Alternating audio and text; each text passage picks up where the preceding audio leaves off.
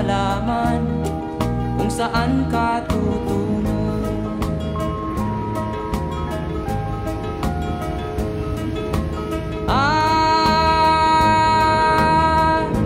Kung nakamit mo na ang pangarap,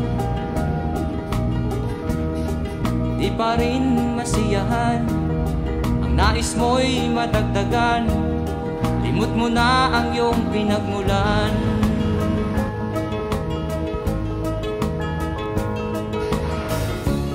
Bakit nga ba